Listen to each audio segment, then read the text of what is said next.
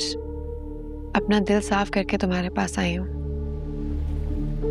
अब तुम अपना दिल साफ करती हो या नहीं, ये तुम पर है। वैसे तो तुम सबको माफ कर देती हो। मैं देखती हूँ तुम मुझे माफ कर पाओगी या नहीं। जब दिलों में फासले पैदा हो जाए तो उन्हें मिटने में कभी सदियां बीत जाती हैं और कभी चंद लम्हे। जब ये फासले मिट जाएंगे तो मैं खुद तुम्हारी तरफ कदम बढ़ा लूंगा। जिंदगी एक बहुत बड़ी नेमत है, अगर उसको नफरतों और झगड़ों से भर दिया जाए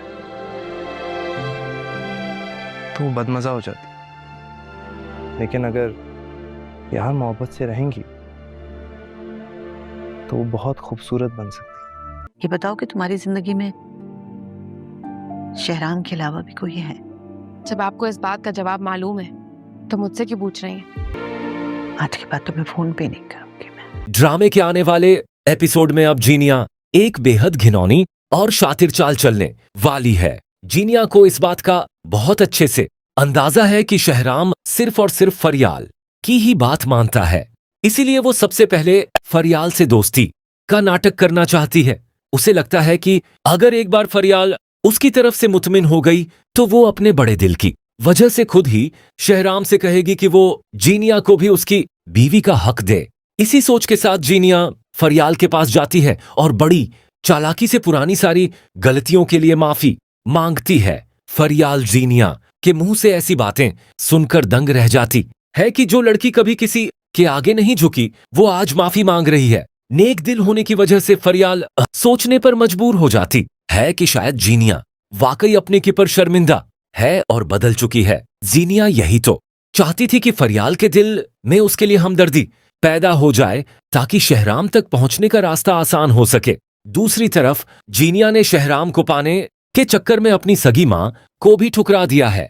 उसकी मां सीरत पूरा दिन फ्लैट में अकेली पड़ी रहती है। जब वो जीनिया को कॉल करके अपना दुखड़ा रोती है और कहती है कि तुमने अपनी मां को भुला दिया, तो जीनिया उल्टा अपनी मां पर ही भड़क जाती है। जीनिया बेरुखी से कहती है कि आपको रहने को छत मिल गई है और पैसे मैं भिजवा दिया करूंगी, इसलिए अब मुझे फोन मत करना। जीनिया की ये बातें सुनकर सीरत की आंखों में आंसू आ जाते हैं और उसे अपनी परवरिश पर बेहद पछतावा होता है। आज उसे जरार की बातें याद आ रही हैं कि जीनिया का अंधा साथ मत दो, लेकिन आज उसकी अपनी ही बेटी उसे पैरों की जूती की नोक पर रख रही है।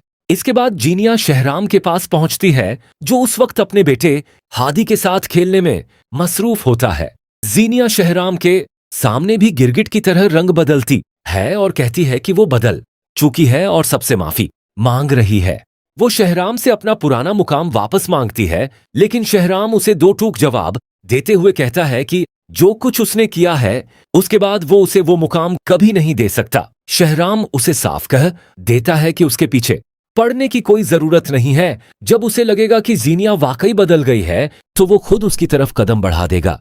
तो दोस्तों, आपके ख्याल में अब दानिश और टीना मिलकर जीनिया के खिलाफ क्या प्लान बना रहे हैं? क्या जीनिया अपनी इस नई चाल में कामयाब हो पाएगी? अपनी राय हमें कमेंट्स में जरूर दीजिएगा।